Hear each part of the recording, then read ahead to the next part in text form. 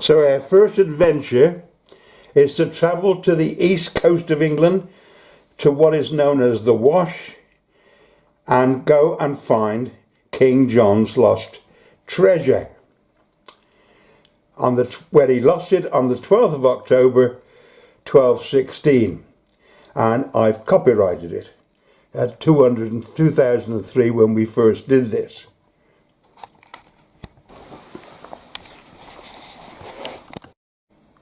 And if you ever go to Worcester Cathedral, this is where King John lies, and this is his top of his tomb, and you've noticed all the jewels round his crown have all gone.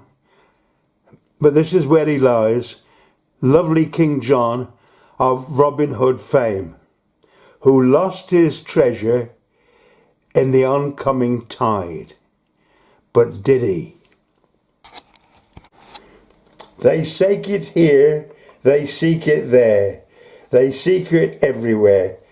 That damned elusive treasure, lost, they say, to the oncoming tide, which swept it away on the 12th of October 1216.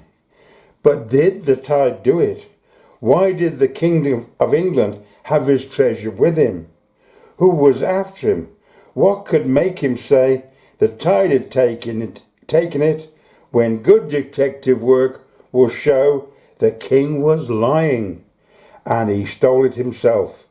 Oh, poor John, poor John. Once you'd proclaimed it was lost to the tide, why was it you had only 5 days to live? Hello, hello. Come on in, come and join me. You want me to tell you a story? A story of murder, double dealing, theft, poison? Then I'm going to take you to see King John. But before we go there, I should tell you the history of King John to see why he's here and the trouble he's in. King John is the younger son of Henry II, who's now dead, and he has an elder brother, Richard I, who is Richard the Lionheart. Richard's dead, so John's on the throne, and he's making a real mess of it. The barons are really fed up with him, and so they get him together at Runnymede, as every schoolboy should know, 1212 AD, and gets them to, or the barons bring up a list of what they think should be the rightful law, of what the king can do and what they can do. And that's called the Great Charter, or the Magna Carta. Of course, John doesn't want to do it, and the first thing he does is write to the Pope and tell the Pope that he was done under duress, and so the Pope annuls it. That really gets the barons going. So they invite Philip, the Dauphin or the son of Louis of France, to come and sit in England, to take over the throne. And Louis is now in England, in Westminster, sitting on the royal throne. And John is legging it around the North Country, or North Midlands. Actually, he's thrown back a Scottish invasion, so he's getting it from both ends. And he is in Lincoln and decides he's going to go to King's Lynn. I can only assume he's come down the old Roman road, and he's either Sleaford or whatever Margaret Thatcher was, Grantham. And he then goes on to Spalding, and from Spalding he takes what is now the modern day A17, which goes from Wisbech, no, not Wisbech, from Fosdeck to Sutton Bridge to King's Lynn.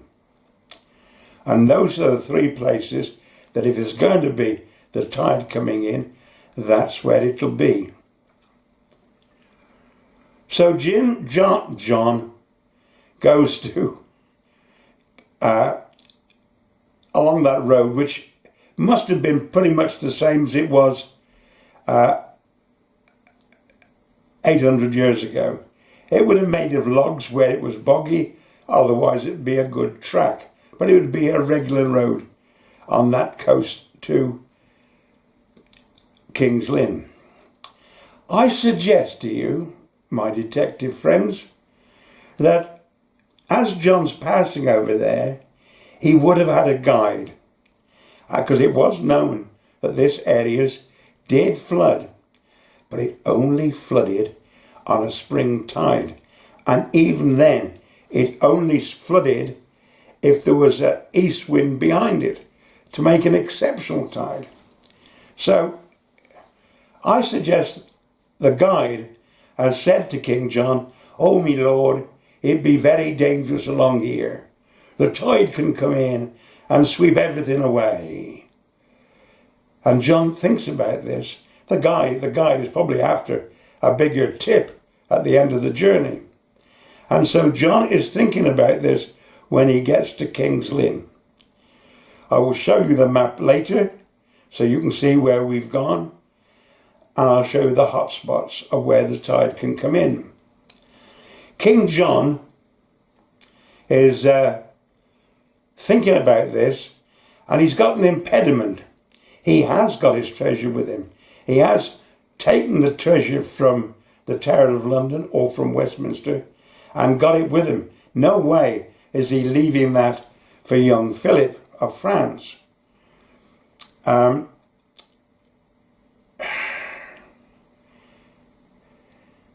Yes, what they call a natural break. And so the last thing John wants is for them to come running after him, not only for they can take him captive, but they can also have his treasure. So he thinks of a cunning plan. And he says to his trusty servant, William Marshall, 1st Earl of Pembrokeshire, I won't say servant, is ablest commander, and I will talk about more of him later, that we will take the treasure, you or the men will take the treasure on the dangerous way, and I will take the safe way and go to Wisbech. That means going inland 8 miles from the coast, further from the coast. So John gets to Wisbech, and there, to his amazement, he sees the tide come in, and he sees his treasure all being washed away in the wash. Now that's a lie, because to see that from Wisbech, John has got to be looking over the horizon. The horizon's 6 miles away, and Wisbech to Sutton Bridge, and it's the only place really, is 8 miles away. So he's 2 miles over the horizon.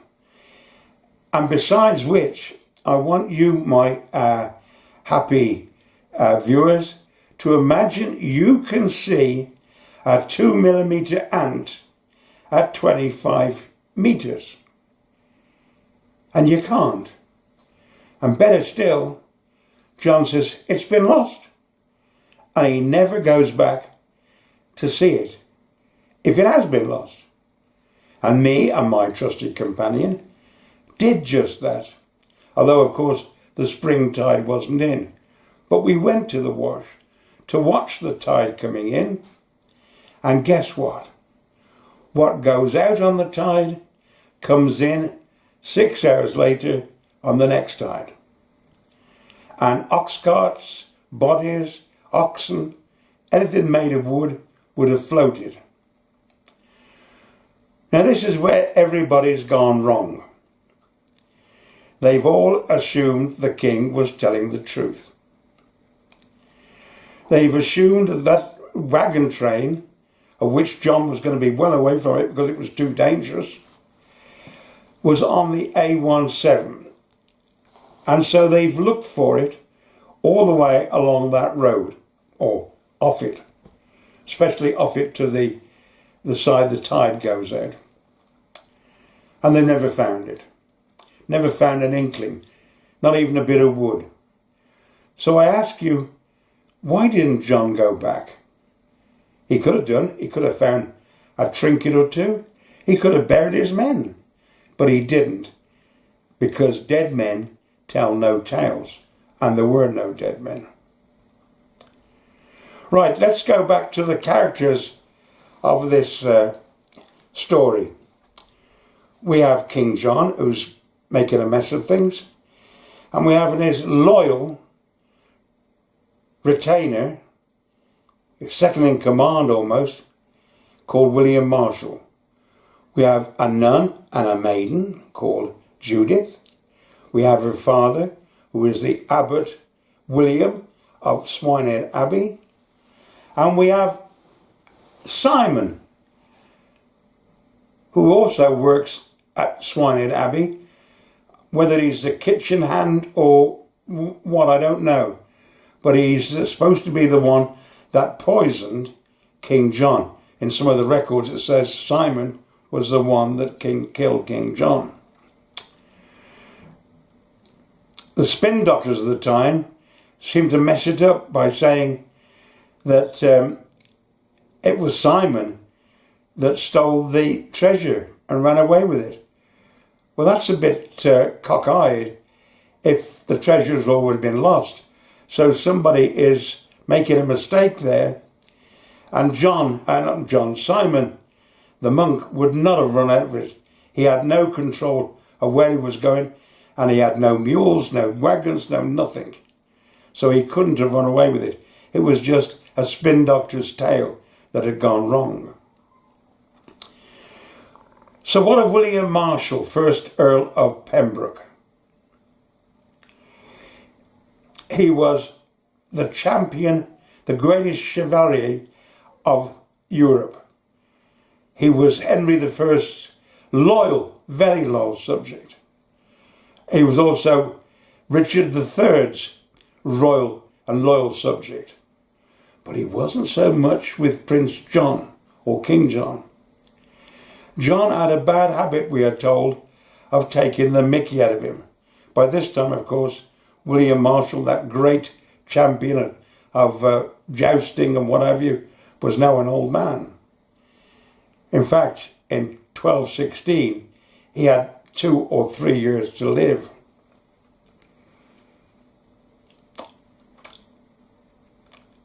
And so he needn't necessarily have been loyal for Henry's sake and his grandson, or his son, loyal even because he's Richard's brother. But he wasn't as loyal as all that. Next we have a lady, a maiden, and a nun. She is the daughter of William the Abbot. There's 2 Williams here, so don't get mixed up. William the Abbot of Swinehead. Now we know John came through Swinehead before he got to King's Lynn. So he probably met her there. But either way, whether he met her on the way back, he would have obviously met her on the way back. But at some stage in this journey, which couldn't have been more than 3 or 4 days, he takes a fancy to Judith, which upsets her father greatly. It also seems to upset Simon, because Simon has already taken a fancy to Judith, a ménage de trois. Now, if King John is feeling ill when he gets to Swinehead on the return trip, I wouldn't think he's going to be in such a good idea to go chasing young Judith. John was quite a lecher, and we are told that he would bully his nobles and sleep with their wives. There was one occasion where John came down next morning after sleeping with this baron's so-called wife and reported what a good night it had been. Whereupon the baron said, well, it might have been, but it wasn't with my wife, because I put a prostitute there in her place. And he and his wife then legged it as fast as they could out of John's territory and went to France. Now William, the abbot of Swinehead Abbey, and William Marshall, who was the king's champion and his best advisor, and Brother Simon were all Knight Templars, or they had been, or still were, Knight Templars. William Marshall was still a Knight Templar. Whether the abbot had given up that prestigious position, we don't know. But one thing we do know about the Knight Templars, they were the Pope's bodyguard. No, they weren't. They were the Pope's Gestapo, the Pope's Praetorian Guard. The Pope could issue orders for them, and they would do it. Now you have to realise the Pope had abolished Magna Carta, but John was in need, King John was in need of money. And the Pope is Innocent the Third, and innocent he certainly is, because John pulls a cunning trick upon him. He says to the Pope, can you give me some money and I'll sell you England, lock, stock and barrel. And in return, I will pay you a rent for it. I don't know, I think it was 10,000 marks. Whether it was a month or 6 months or a quarter, I don't know. But he was paying the Pope 10,000 marks to hold as being a tenant of England's fair and prosperous land.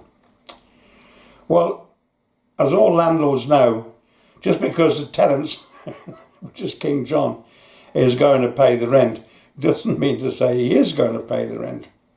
And so King John, of course, doesn't, which really upsets the Pope.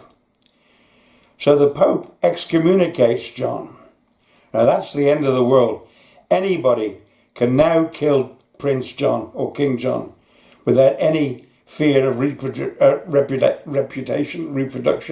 I'll get the word out eventually. And whether you're a commoner or you're a noble, you can kill the John, and even if he kills you in the process, don't worry, you will go straight to the pearly gates and knock 3 times and you're allowed in. Now the only problem is what?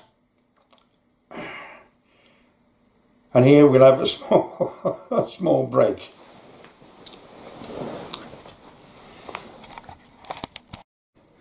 Somewhere where my Roman soldier is standing would be what we call Roman Lincoln. And John leaves there and comes down, which would have been the old road from Sleaford, and it's right there. It's the Roman road. If you look, it's as straight as a die. He comes over to Swinehead, and from Swinehead he comes down and he hits Fosdag there. Can't even find my pen. There it is. And there you can see the sea can come in at Fosdag. He then follows that road, which is the A517, and he comes to Sutton Bridge. From Sutton Bridge he comes there and he comes to King's Lynn. Both places the tide can come in. And on his return back he goes the safe way. he goes to Wisbech, and it's from here, he says, he saw the tide come in and wash his treasure away. He must have gone down that way to find out if he ever did, but we don't know. So there's Sutton Bridge, there's his route back to Swinehead. And I tell you, it took a long time to find Swinehead Abbey, because it's not there. And from Swinehead, he went off to Newark, which is off the map, but not too far off the map. Yeah, in trying to find Swinehead Abbey, we also lost our own treasure. The police overtook us because we weren't wearing seat belts, and so there went 60 quid into the policeman's fund. However, this is not Swinehead Abbey, but it is built on the site of Swinehead Abbey, and in the area nobody seemed to know about it, where the abbey was, or if there ever had been an abbey there. And the only way we could find it was by following a road called Abbey Road. And this is what we found and went round. There was nobody living there, so I knocked on the door, but nobody was home, so I had to wander round the rear. And this is what I found built into the wall of the modern house. I don't know how old the house was, but it wasn't that old. Was a knight in shining armour.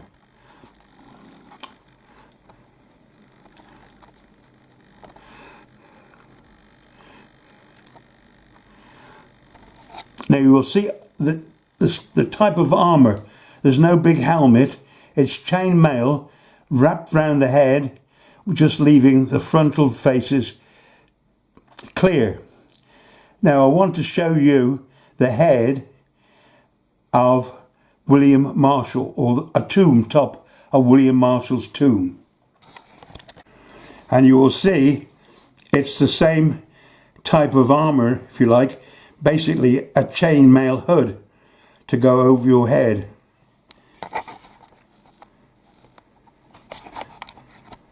And William Marshall's grave is in the Templar in London, and he'd love you to go and see him too.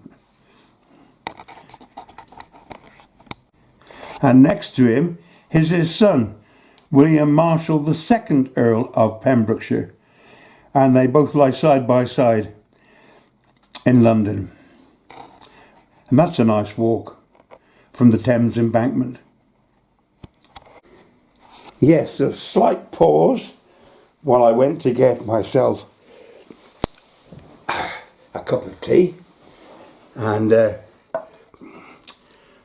some chocolates, Rose's chocolates. This is not an advert, but if Rose's find that their sales have gone up, I hope they remember me. Now today is the 10th of April 2002, and it's Good Friday. And I've been thinking, it's always a bad thing when 85-year-olds get thinking, because they generally forget what they were thinking about. But I was thinking about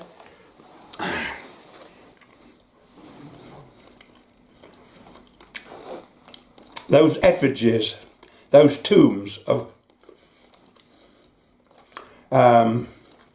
William Marshall in the Temple in London, and this guy on the wall of that house, which is the site of Swinehead Abbey. Incidentally, that house is number 8, Abbey Road. There is a postcode and I can't remember it. They would not have been buried in their armour. William Marshall, an old man, would not have been buried in his armour. The tombs were to represent them as they would have been in their youth, and as they approached God and knocked on those pearly gates, and God recognised them, thanks to the Pope, because they were the Pope's Praetorian Guard, policemen all over Europe. So could that that one on the wall of that house at Swanage Abbey be Simon, the monk? Or could it even be Walter, the abbot of that monk, of that Swanage Abbey? It's a thought for you to think about. Now, what I haven't told you about is tides. Now, a lot of people don't know this, said Michael Caine once again. And if I laugh, by the way, it's sometimes because I've forgotten what I was going to talk about. You can't beat being 85. So, tides are not what you think they are. Yes, they come in, and 12 late, they come in over 6 hours. 6 hours they go out, 6 hours they come back in again, and 6 hours they go out. You get 2 high tides twice a day. But a spring tide is unusual. It only happens when the moon and the sun and the earth are all in line. It can be the moon, the sun and the earth, or it can be the moon, the earth and the sun, but they're all in line. If they're at 90 degrees to each other, which I will show you with the diagram later, then of course you're not going to get a spring tide, you're going to get a neap tide.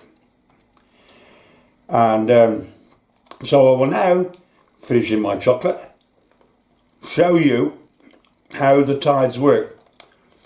And what's going to be evident is for King John to be down there when there was a high tide is almost not impossible, but it's 1 in 30. I say 1 in 30 because there's 30 days in a month, from a full moon to a not full moon. So if you'll hang about a bit, I'll go and give you a demonstration. So here we have the Earth, the Moon, and the Sun. And although I've got them at the same size, that's because the Sun, which is a massive sphere, body, is 93 million miles away, whilst the Moon is only 178 miles, 1,008 miles away. And so when you look up in the night sky or the day sky, the Moon and the Sun look pretty well the same size. And therefore, as one is big and a long way away, and one is small but nearer, they both exert the same gravitational pull on the oceans. And they're equal and opposite. If the Sun is way over there, if that's the Sun and the Moon is here, you've still got the same 3 in 1. But if it's the other way round, and the Sun is over there, or the Moon is over there, and the Earth's here and the Moon's there, or vice versa, then the gravitational pull, sorry about that, yeah, there's a trouble being the set designer, the cameraman and the T-boy at the same time. Here we are. So if these were in the opposite direction, then you're going to get an equal pull all the way around. And that gives us a neap tide. In other words, it ain't as high as it should be. It isn't as high as in a spring tide. And of course, what you're going to get is, if that's the Sun and that's the Earth, you're going to get not a full moon, you're going to get a quarter moon. You're going to get that much of the moon showing.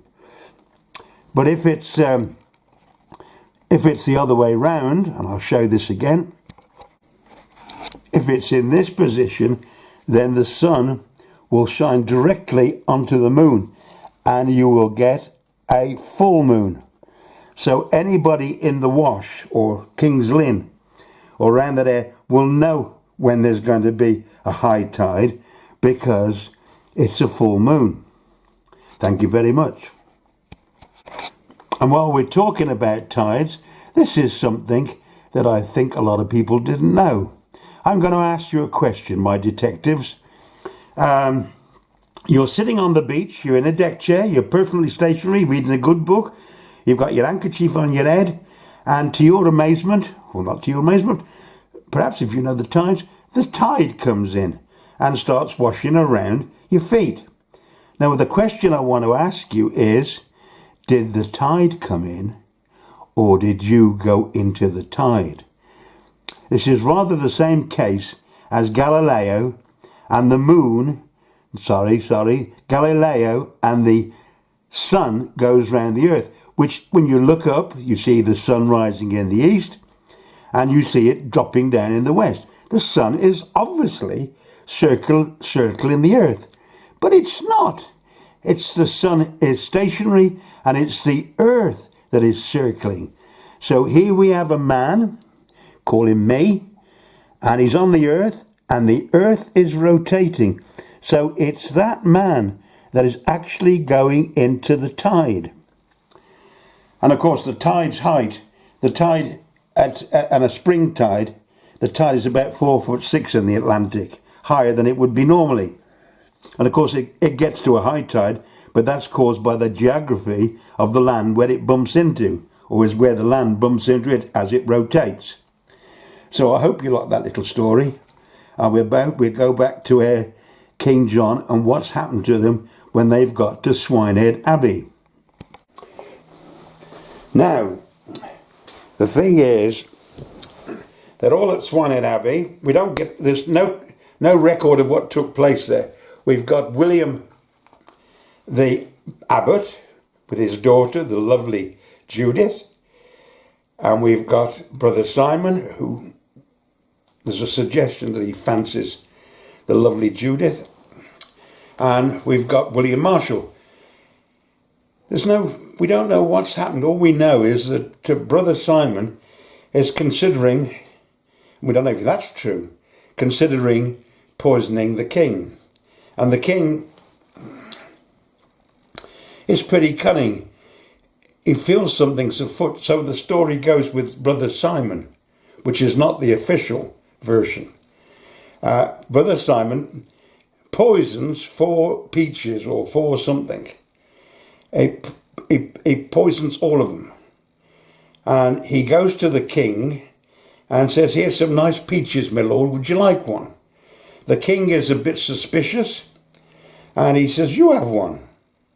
So Brother Simon, who knows he's going to be poisoning himself, but he's got this urge to kill the king, takes one. The king is still suspicious. Says, "Brother Simon, help yourself, have another one." So Brother Simon has another one. Oh, and cunning John says, no, please have another one. So Simon has another one, and the king is content and takes the 4th one. Brother Simon, we are told, goes out and dies. Well, of course, dying to some people, especially in the Middle Ages, wasn't a big problem because you were going to go straight to heaven. If you were a monk and a Knight Templar, you were going to go straight to heaven. No passport required. Just knock on the door and say, "It's me." So he probably wasn't bothered too much about dying. But did Prince John, or King John, die at Swinehead? I think he did. I think he died at Swinehead, and the next 4 days, while they travel from Swinehead to Newark, and you can look it on the map, it must have been a couple of days. I think he's already dead. Nobody's there to prove he isn't. There is a fly in the ointment. That is, King John writes a will. Now, if he writes a will, one presumes he's still alive when he writes it. But that doesn't necessarily hold water, because the king doesn't write the will. A scribe writes it in beautiful handwriting. He lists what he wants to do. He wants to make his peace with God. He's been a bad king, naughty king, and he wants to make his peace with God so he can pop in. He also wants to be buried in a monk's habit so that when he gets to heaven and he knocks on them doors, he can squeeze in without God recognising him. I like the guy. I'll try that myself. So John's, and by the way, when they dig up King John's body, or when they open the crypt at Worcester Cathedral of King John's body in about 1770, they find the body is wearing a monk's habit. So there's truth in the story along there. But that will is not signed. That will is not dated. That will has 7 little slits at the bottom on the parchment for somebody to put their seals through to stamp it. But there's no seals there. So is it a forgery? Is it done by William Marshall? Because it's certainly got his name in the bottom to rule England while King John's son is coming of age, the future Henry III. So could it be that it's a forgery set up by William Marshall, who's now the boss? And if it's William Marshall, and there was the treasure wasn't lost, then William Marshall's got the treasure. And if he's got the treasure, we need to find a big spender. And we've got one. His name's William Marshall. Quod demonstrandum. He becomes the richest man in Britain. No, that's not quite right. What he does, he asks his daughter, and I think her name was Isabel, and she's got a castle in Berkhamsted. And at Berkhamsted, she's got her own private banker. And of course, in those days, there were no banks. So what do you do with your money? Well, the poor people buried it in the ground, if they even had some. And the rich ones had a private banker who was generally a Jew, because they're very good at accounting and handling and making a profit. So this guy's name is Abraham of Berkhamsted. Now you've got to realise in 1216, William Marshall has only got 2 years, possibly 3 years to live. So he's an old man. You'd have thought he'd had enough of spending. He just wants his old age. But the problem is, if you suddenly inherit a lot of money, you've got to do something with it. And one thing you can't do with it is eat it.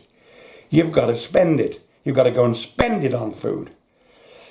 So, miraculously, if you like, Abraham of Berkhamsted is transferred to Wallingford, and now becomes Abraham of Wallingford. Now, if you've got a £1 million note, you can't go into a shop and say, "Can I have a packet of fags, please?" Because the poor guy hasn't got the change. In fact, there's nothing you can buy except a battleship. So whoever's got the money, and I'll say it's William Marshall, then he needs somebody to break that gold coin down, that gold crown down, and those diamonds, those rubies. You can't very well go to a bricklayer and say, "I want you to build me a castle, and here's a diamond to do it," because A, the guy can't go to the local market, and because nobody's got the change. So he wants cash, hard cash. And so Abraham of Berkhamsted, we don't know what he does, but we do know he becomes the richest Jew in Britain. And he can only become the richest Jew in Britain because he's doing some trading. And what is William doing in his old age, when he doesn't really castle? He takes Caversham Manor, very near, 12 miles from Wallingford, and turns it into Caversham Castle, which is now home to the BBC. They do their transmissions from there, or they did.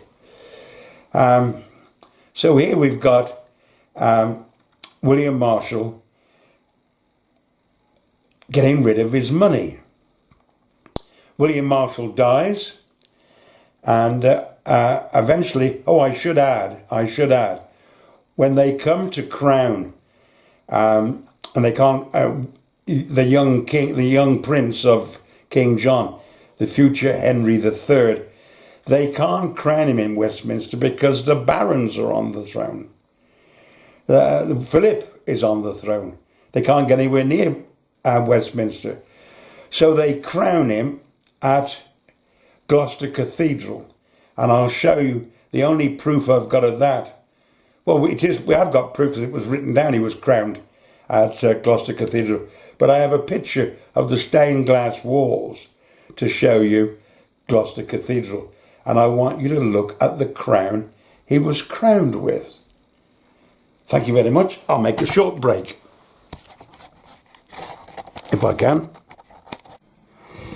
Here is a stained glass window showing Henry III as a young boy being crowned. And I want you to look at the crown he's being crowned with. It's a little fillet. It's almost like a lady's tiara. It's very small, no big crown. And that's interesting because, of course, they can't bury him with the crowns of England, the crown of England, because it was in King John's lost treasure. And the only person who would know if it was or it wasn't would be William Marshall. And when he was dead in 1218 or 1219, his son is not going to turn around and say, bring forth the crown. Would you fancy another sweetie? Can I tempt you with a sweetie? So here we've got Henry III being crowned at Gloucester with a pittance of a crown. So why wasn't there a crown? Well, of course, if it was lost in the wash, there wouldn't be one. Because the crowns obviously would be in that big treasure chest. The interesting thing is that the great crown of Edward the Confessor, back from 1066 days, or before William the Conqueror, was a prized gem of the royal treasures. And that should have been used then, but it wasn't. Funny enough, it was 1220 when Henry III was eventually crowned at Westminster. They crowned him with the crown of Edward the Confessor. So where did that come from? We know that very crown turned up for the coronation of Anne Boleyn when she married Henry VIII.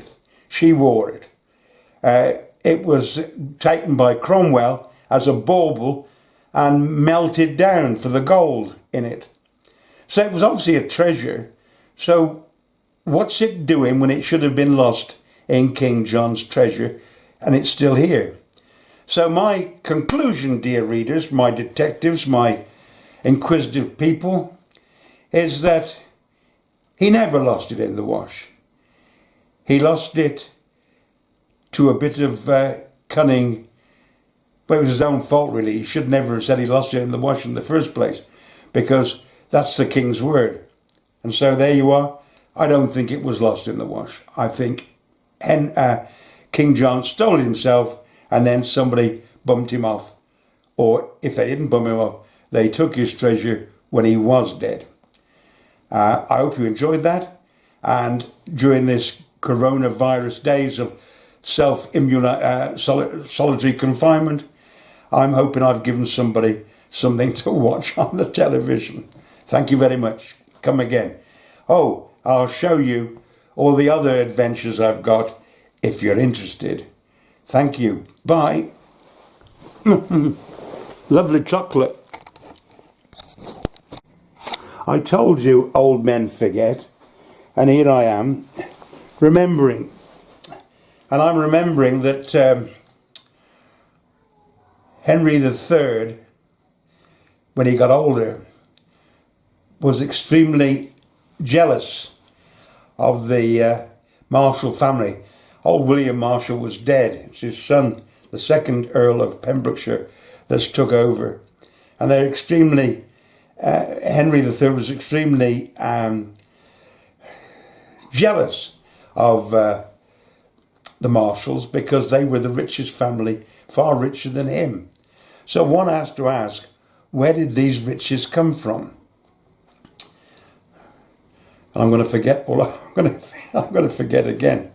However, while we were up there, the lovely Joy and I, we went from up to Lincoln, and we decided to go from Grantham to Lincoln on the B6403 road. And it's a superb Roman road. It's straight as an arrow. And it goes up and it bumps into the A17 west of Sleaford. Now, when you get there, you obviously turn left to go to Lincoln. But if you look straight ahead of you, in direct line of where that road came from, you will see a farmhouse. And next to the farmhouse, you'll see a wide track. So common sense told me that if I'd just been on the Roman road, this was the continuation of it. So we went up there some 20 miles, and it is a dual carriageway track, which is not a farm track. It's meant for two-way traffic. And we went up there, and at about 25 miles an hour, oh, it was up and down, but it was the old Roman road, and that went directly to Lincoln. Now, if you want to use your imaginary forces, I think that is the road that Harold of Hastings dashed up with his army to defeat Harold Hardrada and Tostig at the Battle of Stamford Bridge just before the Battle of Hastings. And if you can use your imaginary forces, you can see all these guys, all these Saxons rushing up there to fight this great battle. And that's what imagination can do. And unfortunately, the good Lord gave me a lot of imagination. Thank you very much. Come again. I can't even switch it off now. Yeah, I told you I keep forgetting. What I wanted to say was that poor Abraham of now Wallingford, now William Marshall was dead. There was a lot of interrogation going on with him. You've got to ask why. Why will they be interrogated? He is thrown into the Tower of London by Simon de Montfort, who's just appeared on the scene. And he's thrown into the Tower of London allegedly because Abraham had murdered his wife. And the reason he'd murdered his wife, so the story goes, was that he had a picture of Jesus in his privy chamber. His privy chamber, of course, is his toilet. And his wife had gone in and cleaned the picture. And he was so angry at his wife cleaning the picture that he killed her. It's ridiculous. Nevertheless, the Marshalls get him released. Now that must tell you something. Thank you very much.